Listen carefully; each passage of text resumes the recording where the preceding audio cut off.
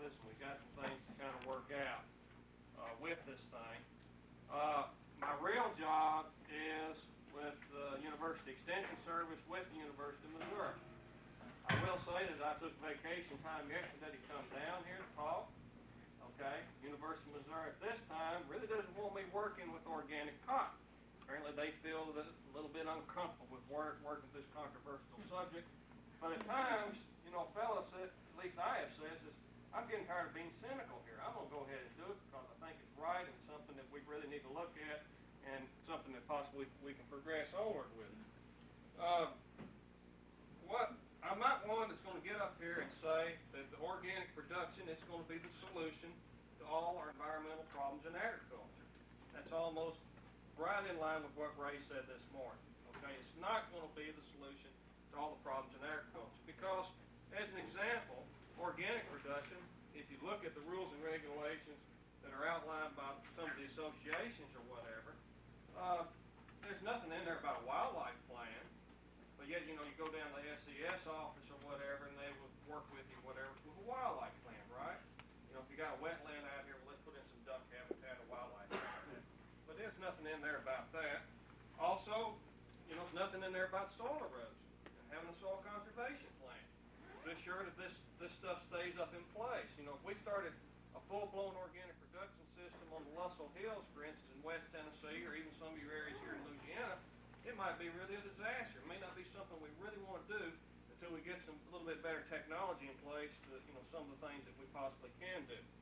Okay, so it doesn't really look at that. However, I will say this, that a lot of the good organic growers out there will incorporate all these ideas in with their plan or in with their production practices. I think that's without a doubt. The organic growers I have met as a general group are a very well-educated bunch, and they're very, very concerned about the environment. They're a good bunch of people to work with.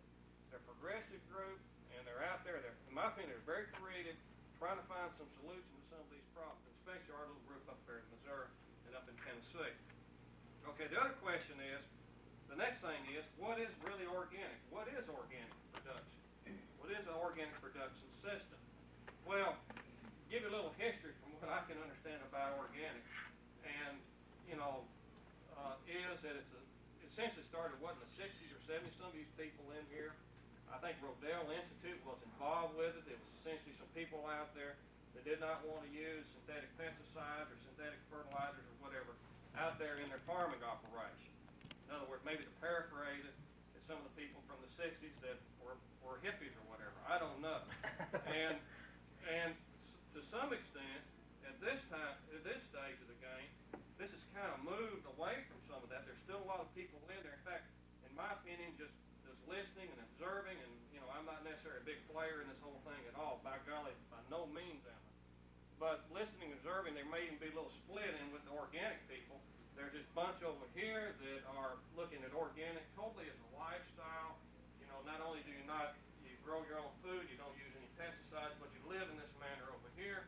And then you have this group over here, such as our cotton growers that are saying, okay, you tell us what we have to do. We're going to go out and grow this crop organically, and we're going to make a profit on it. And in line probably with our people would be groups like Cascadia Farms. That's a big one. 5,000 acres of organic production up in Washington and Oregon. Hey, they're hunting for other places to expand to. We're going to look at that. I think we can grow blackberries in the Missouri boot hill and do it economically. We may have a dang market out for it. That's the other thing. So we got kind of a split in there with the two groups. Okay? But essentially, organic is a list. It's a list of materials. This is the Texas Department of Agriculture, the Organic Cotton Certification Program. County describes it. This is the harvest, handling, processing of organic cotton. This is what you have to do according to people out there in Texas. Okay? It is a list. This is the CCOF. This is the California Certification Handbook. Let's see. I think I had their list down here a few minutes ago. Here it is. Brand names list. By golly, you use these things in your practices that have an approved, an A by the end of it. Golly, you pass it around, go and look at it, and you're okay. You're fine. Use anything on that list, you're okay. You can be essentially certified as organic when you start out, with that. Let y'all kind of look at some of paperwork, I'm used to handouts, and everybody always gets a ton of them during any types of meeting.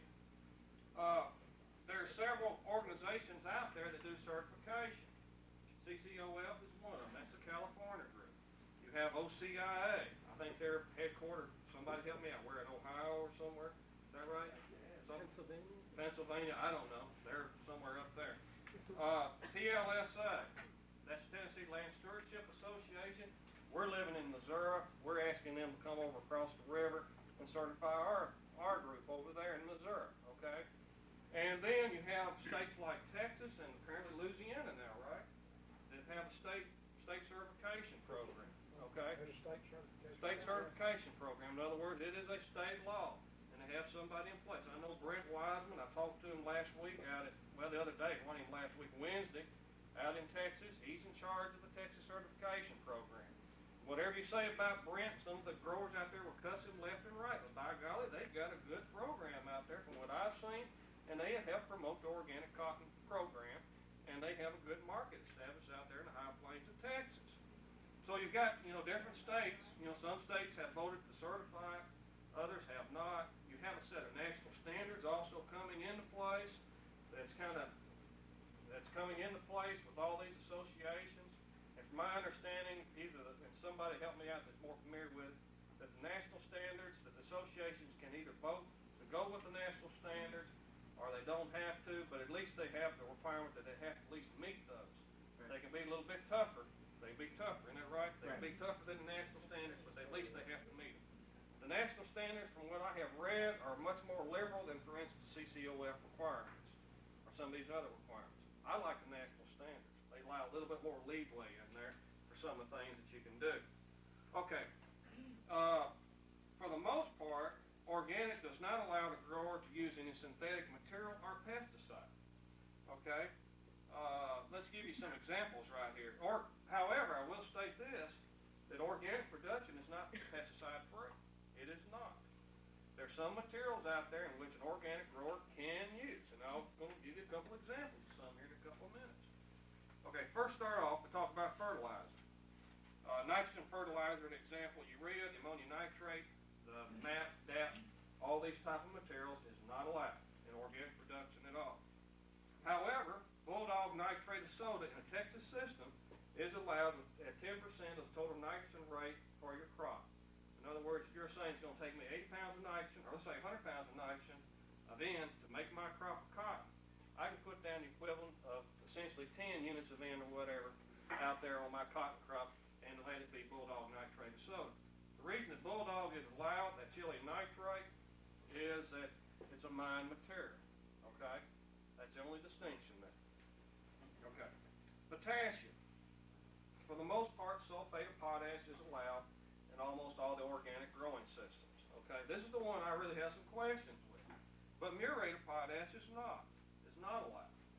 Okay? And the reason is apparently some groups out there saying we'll have a salt buildup. I don't know. These are a list of rules and regulations. Calcium, lime is allowed, bone meal, all that sort of thing is allowed, and no phosphorus, rock phosphate allowed.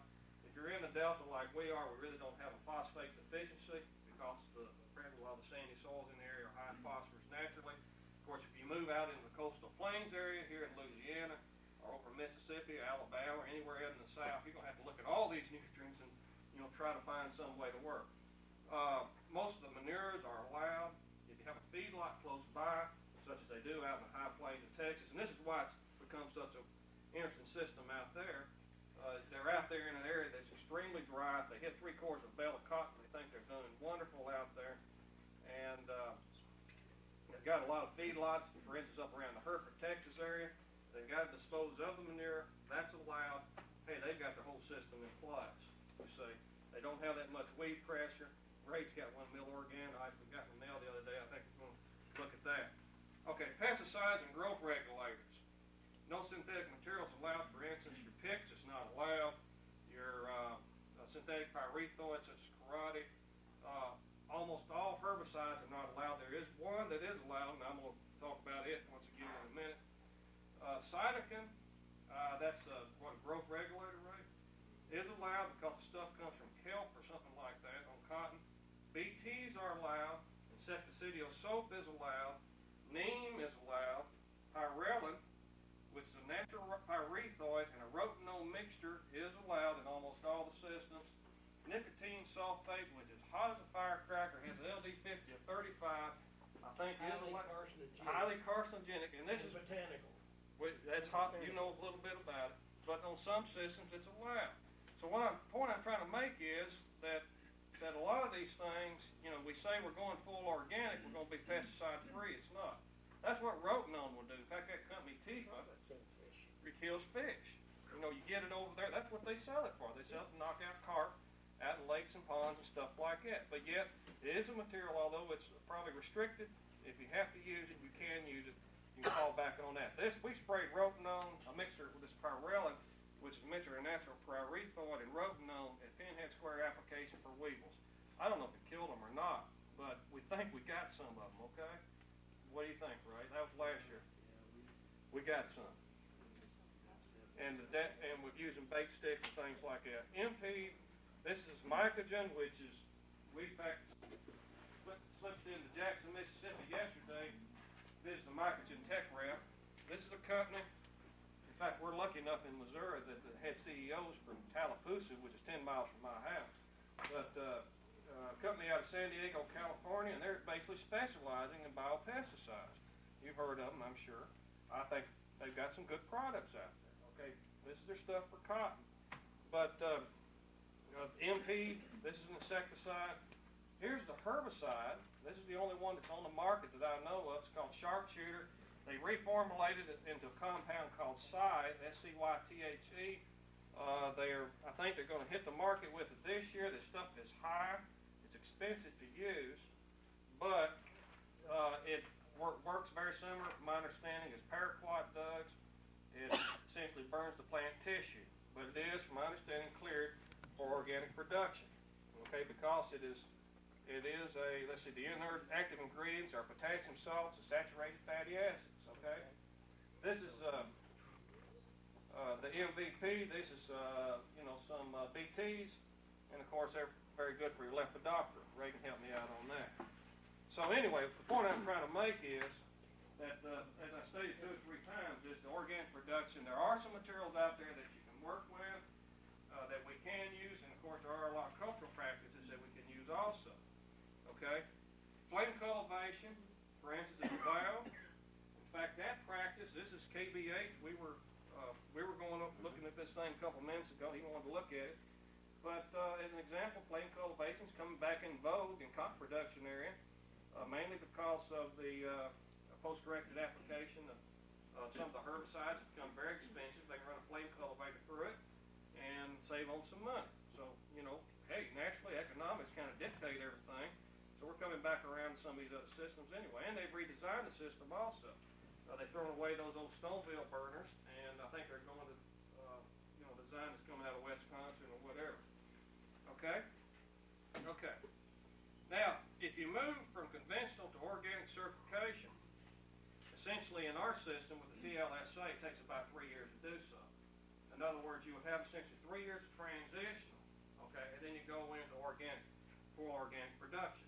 And the reason they say for that is you need to get all these other stuff, these pesticides or whatever, out of the soil. They eventually need to get out of the soil. So that's kind of the general rule on that. California, from my understanding, can speed that process up, and they can get a guy fully blown organic within about a 2-year time span. In other words, they go in for 2 years, third year they can go in full organic. So there's even a lot of discrepancy or difference between the organizations all across the United States on even the description of organic, as I've just now said. Okay. You would sit there and you say, well, why in the heck does anybody in their right mind want to try to grow cotton without the use of any of these materials? There's one simple answer, and that is we're getting $1.25 a pound for this cotton. Okay? When you sit down there and start punching your calculator and start figuring on this thing, you'll come up and say, hey, I think I can make a profit on this. And if we figured it in the Boot Hill of Missouri and West Tennessee, I think we came up with some numbers. I think they're a little bit off. But we said 3/4 of a bale yield was a break-even yield. Okay? I think it's more of a bale. And a bale of cotton, I think we can get it with organic production. I think without a doubt we can do it in our area. I think we can go to a bale and a half, so additional 200 240 pounds, 250 pounds at $1.25 a pound.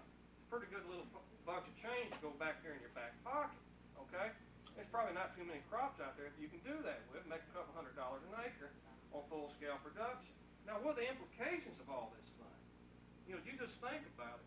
Start thinking about it. If you can make $200 an acre profit, pay all your bills, and make that as profit, what can you really start doing? Well, you can start doing a whole lot, okay? You really start changing the whole economy of the way you're going to be farming cotton. And a material such as this sharpshooter, for instance, over here, it may cost you $40 an acre to use a defoliation, use a defoliant, although they don't have a label on it, but they might give an EUP on it, experimental use permit. Starts to look a little bit different now, doesn't it? Okay, if you've got to have a defoliant material, we may have one right here, so the economics change. And then the other thing is, for instance, we start buying a bunch of this stuff from this company, as an example, what do? Well, they start making a profit, and then hopefully we will instill some more research out there, hopefully, that they can start maybe trying to manufacture some more materials that possibly will be safer. So Ray was right this morning. Everything comes back to purity economics on what you're doing. $1.25 a pound sure as heck helps out, and it helps you kind of start looking at some changes that you can make out there in your system. Okay, the other question is, who's buying this stuff? Who is really buying it? First of all, there are several companies that are manufacturing organic cotton clothing. And essentially, there are two groups of people out there, at least from what I can understand, and this is not to pile along. This is a couple of catalogs right here, but there are two groups of people. There are people out there, believe it or not, us extension workers, we need to realize this, that are sensitive, and I think they're sensitive to some pesticides out there, dyes or whatever on your on your clothing. Ray's son was the other day put on a pair of blue jeans. His mama didn't wash them. He broke out in a rash. He had a chemical reaction, or had a reaction to that material, to that chemical. So there's some folks out there that they can't be around anything, and they're buying some of this organic clothing. The other people are people like Pat over there, right? Okay, is that an organic t-shirt? I don't think so. No, this one isn't. Okay, that one isn't.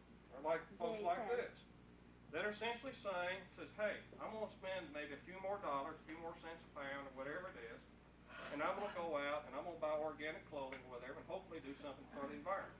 Or like Ray right here, that actually caught these pair of pants on sale, they probably dumped in the market. Okay? So, but they did get sold, right? They did get sold. They did get sold, and they probably, some guy in California, produced that cotton. It might have been here in Missouri. Actually, that EcoSport t-shirt might have been the Missouri, Tennessee cotton that you had. Yeah. Okay. That was the company that I sold my 4 acres to last year, okay? So, people like Ray, and like, you folks over here, some people are willing to go out and spend them. But one thing we all need to keep in mind is the price of cotton is not related, for the most part, to the price of clothing, okay? Understand that. The price of cotton is not related to the price of clothing. You go out and you buy a golf shirt. How much do you pay for your golf shirt back there? What, $20, $15? If you like me, you'd buy them at Walmart for $8, okay? But, it's not uncommon for somebody to go spend, what, $20, $40 for a golf shirt. How much you pay for your t-shirt? That EcoSport t-shirt, $15? Well, what we paid for it? Yeah. How much? How much? Oh, we're selling it for 15, but You're selling it for 15 on retail. Okay, you're probably paying 7.5 for them, right? something like that. Okay, you're paying 7.5 for them. You're doubling the price of that t-shirt. You're making more. You're making 5 times more per pound on that cotton what that farmer's making. Okay, you're making that. Now, I don't deny that they don't have a right to do that, but that's what they made. That group right there made 5 times more. It's a fundraiser. That's okay. But they did. Okay? They didn't make that. They didn't make that. That's okay. I have no problem with it. That's what retail trade's about. You've got to pay the people. You've got to do your fundraising thing. You've got to pay your office staff. We got to pay for you to come down here and talk to us and all that sort of thing. That just goes into total economics. That's just the way things are, okay? So the question is, at least in my mind, if we're only looking at another 65 cents a pound on this cotton, let's say, or some being organic and some not being organic, can we move that additional cost all the way through the system and back here into the grower's pocket? Okay, and I think that's what we really want to accomplish, in my opinion, in this market. So the bottom line is that organic may have absolutely nothing to do with this whole thing. It's all marketing, okay? But if the demand is there for the organic cotton, then let's do it. If you folks in the environmental movement that we want to work with are saying that this is what we want and this is what we want you to do, you give the growers out there a profit, and they're going to try their damnedest to do it, okay? That's the bottom line on this organic cotton, at least in my opinion. Okay. Thing is, it's a value-added product. It's a value-added product. The grower has some additional value to that product once it leaves the farm. Now, one of the biggest problems that we have right now in agriculture, and this is a paper by my good friend that tries to keep me out of trouble from time to time, Bill Harrison. Some of you know him, the Rural Sociology Department of the University of Missouri. One of the problems that we have right now in agriculture is that we're producing commodities that are very similar or identical to other commodities grown in any other parts of the world. As an example, let's pick on Cargill. Okay, I interviewed for him for a job one time. Let's pick on Cargill. Cargill has great loan facilities down in Brazil and Argentina, probably in France. They probably got a port somewhere in the former Soviet Union. They're all over the dang world. They don't give a damn if they buy soybeans here in the United States. They buy them down in Brazil. Wherever they can get things cheaper, they're going to purchase. Okay? What is that saying? That's saying that everybody here, right here in Louisiana, everybody in the Boot Hill, Missouri, or Northwest West Tennessee is operating on a world market. Okay?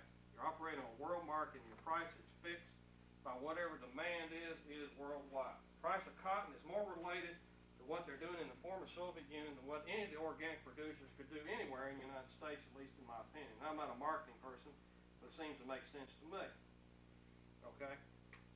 So what we're doing, the other thing that we're doing, back again, is in the organic cotton production system, is essentially we're trying to break out of this conventional marketing system and get over here and essentially establish ourselves a niche, okay, get some additional value added or whatever from the farm gate, at the farm gate, or whatever, break out of the conventional system and get over here and establish us into a niche in some type of direct marketing thing, okay?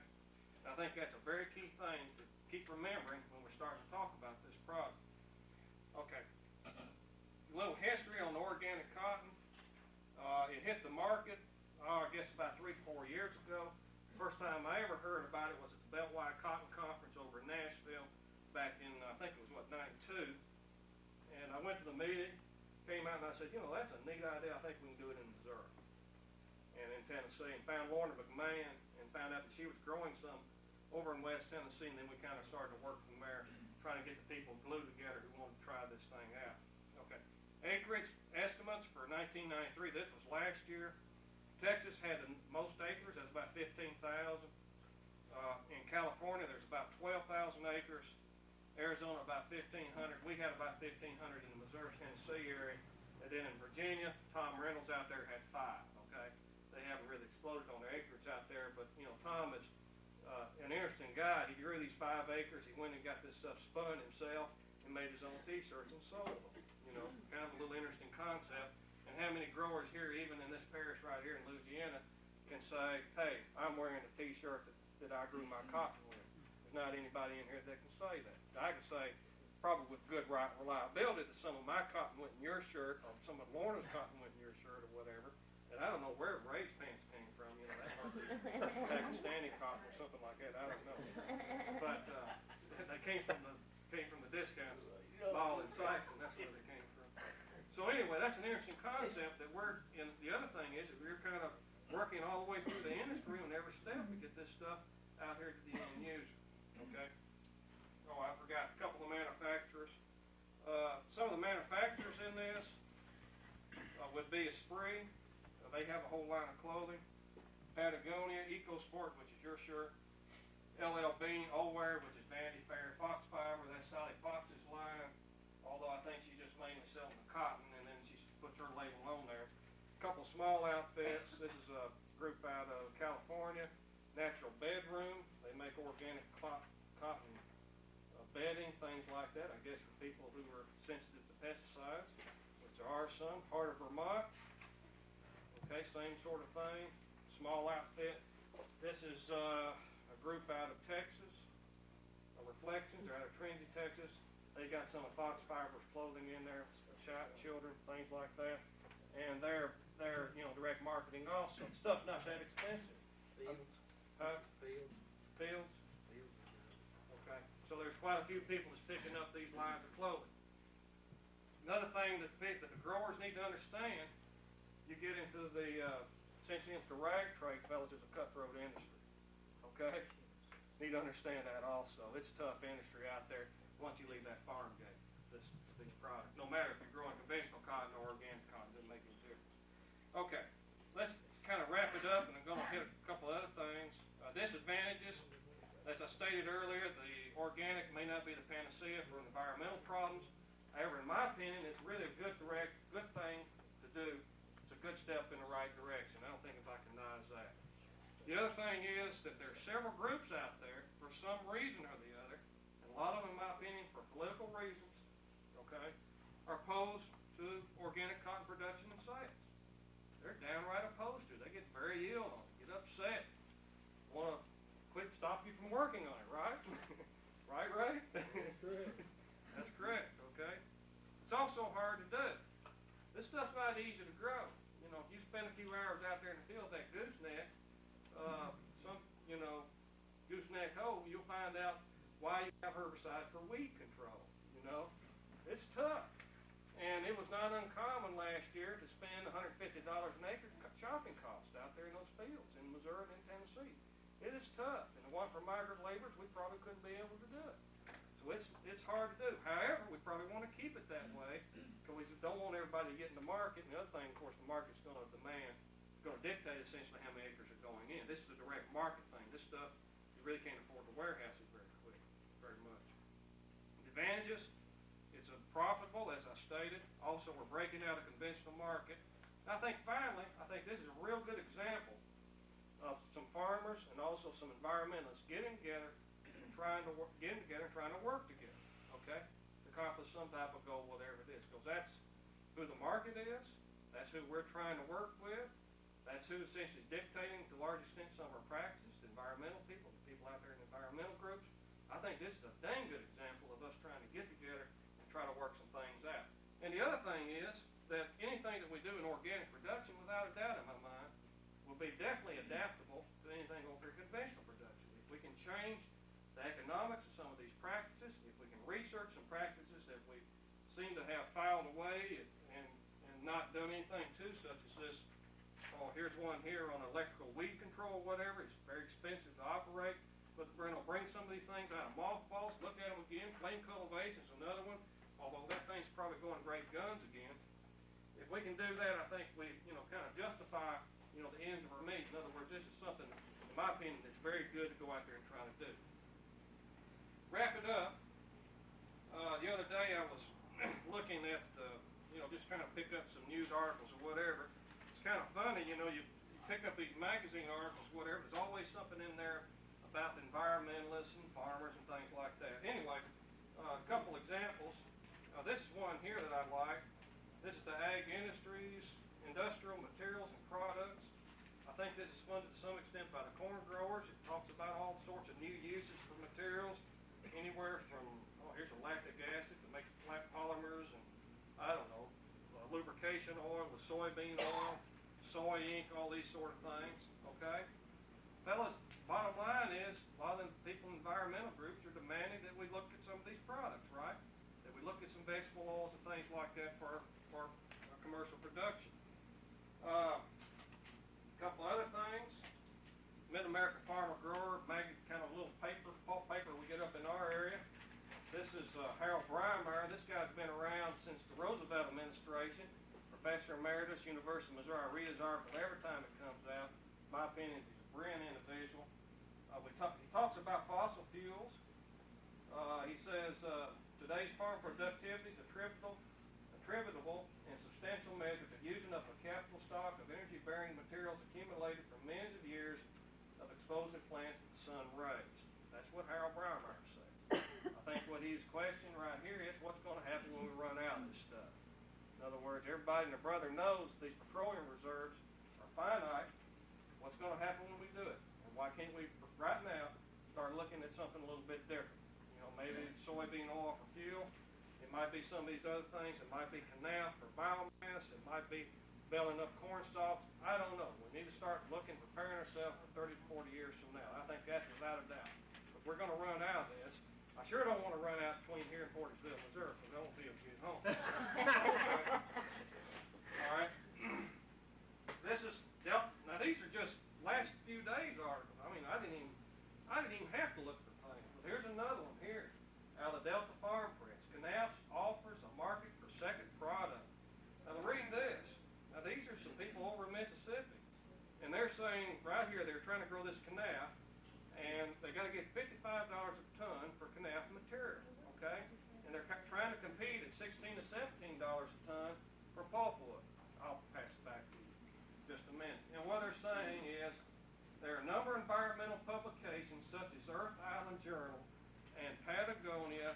Remember Patagonia, one of the buyers of organic cotton, right? Right? Patagonia catalog that don't want to print their magazines on paper made of trees. Now you tell me who the hell your damn enemies are. I don't know anymore. You know, tell me. Patagonia, the same people that buy organic cotton, they also don't want to go out there and cut a bunch of pulpwood and produce paper to grow their trees. So they're going to possibly put some farmers that are growing canal in business. I don't know anymore who your enemies are. I don't know. I don't know. It's confusing to me. Y'all tell me. I don't know. Let's pass that on back. And then finally, this is out of the, and I remember keeping this because I thought this was good, top producer. You know, big farmer, top producer, Farm Journal publication. You have a name of John Campbell. Says right here, environmentalists offer natural political partnership with progressive and market-oriented agricultural interests. This guy here, fellas, worked for the Bush administration, okay? He worked for George Bush. I thought they were conservatives. I don't know. So, you know, the question is, you know, the bottom line is, if somebody wants to read that, that's a good little article. In fact, he's on the New Industries Council, also that other publication. But, you know, the bottom line is that, you know, we wonder, you know, who your enemies are, who your friends are. I don't know anymore. Only thing I want to do is find out what your agenda is, where y'all stand, and you help us make a profit, okay? I think that's the bottom line here. I think organic cotton come back again as a dang good example of doing that. So that's all I have to write.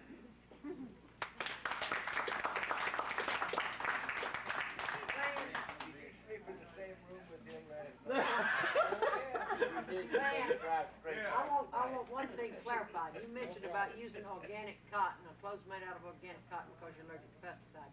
I cannot believe that a cotton ball is picked, ginned, spun, woven, processed, cut, made into a garment, and it's got pesticide residues on it. My position will be very clear. I don't care the reason why you're buying this stuff as long as you buy Well, it. you know, I just want to. That's my opinion. I don't care either. And I buy 100% cotton. I love 100% cotton. And I buy organic cotton.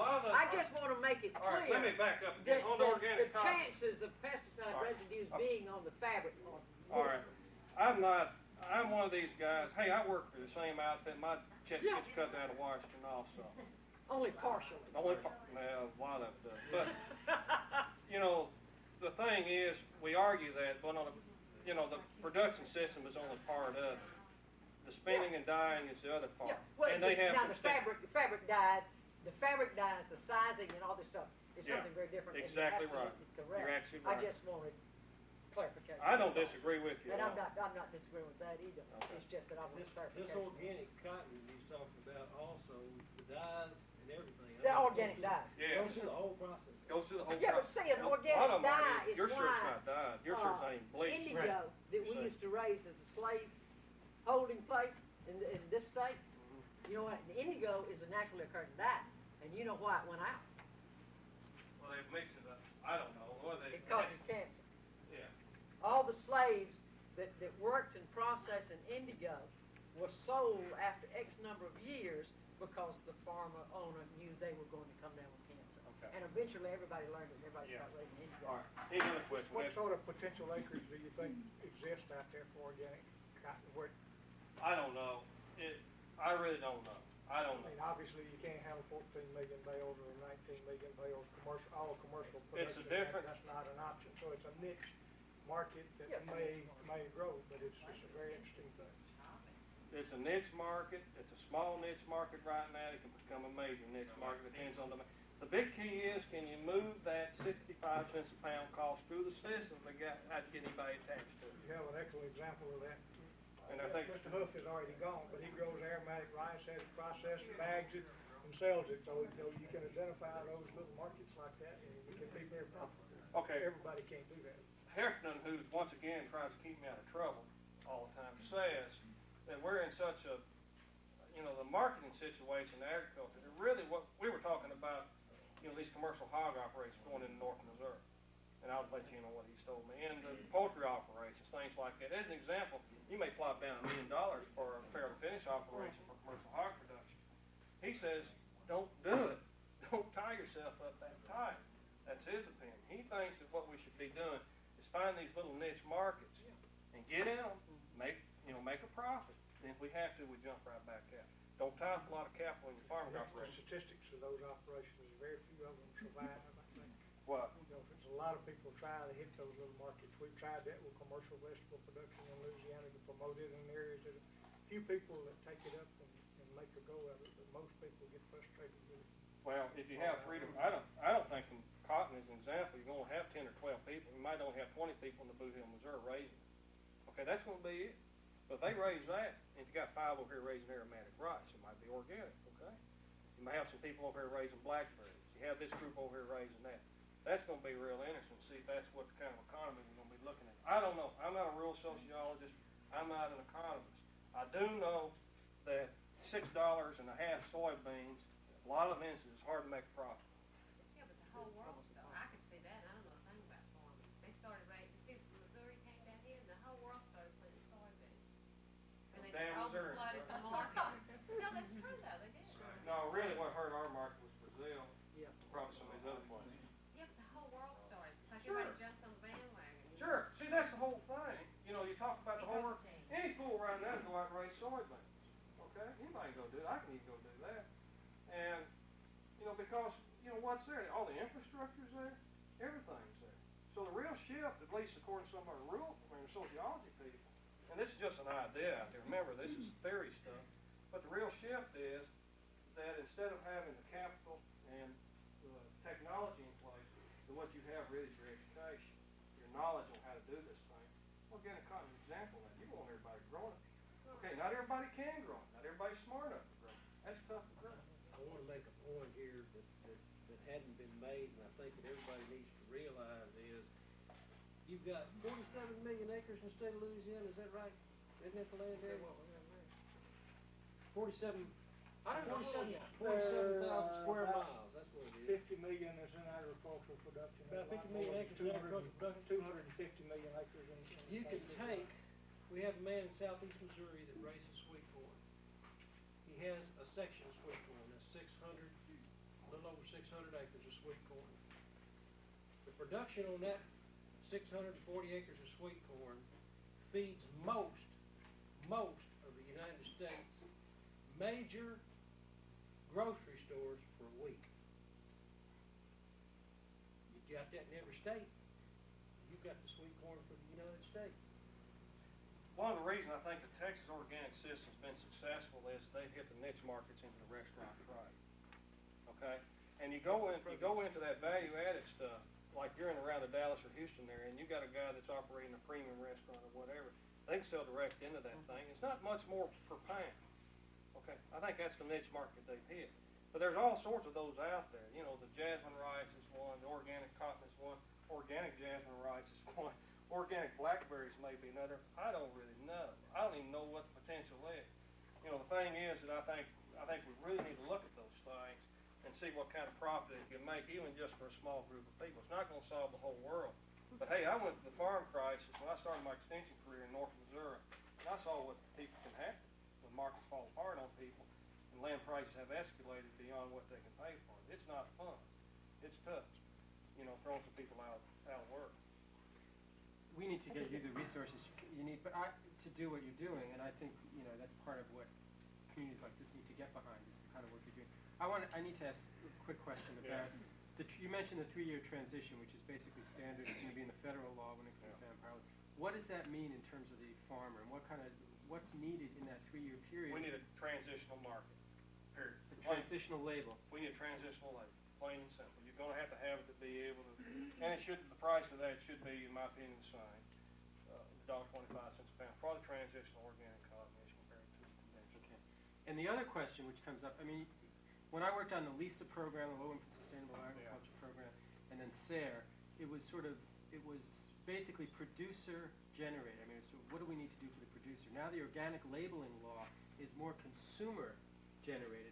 The whole basis of the act really is to suggest to the consumer, you are getting what you're paying for, and this farmer is growing in a certain way. And central to that act, in addition to the materials list which you pointed out, is a farm plan, that each farmer comes up with a farm plan and can verify production inputs, which is basically unheard of in conventional agricultural systems. And every organic farmer I talk to basically doesn't think that's a problem. When we go to the conventional side, there's generally a feeling that the cost of record keeping and verification of inputs is a very costly thing. Has this been a problem for you on the organic side in terms of record keeping? No, I think, I don't even know, I don't even have an opinion on that issue.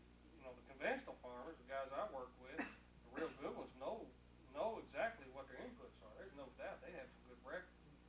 I think what's more important, especially on the cotton, is we have a paper trail. A paper trail that you have to be able to prove all the way through the system that the stuff is done, what you said is done. If not, we're going to run. But that doesn't exist on the other side, is what I'm sort of. There's no premium. People know. There's no premium on the other side. Right.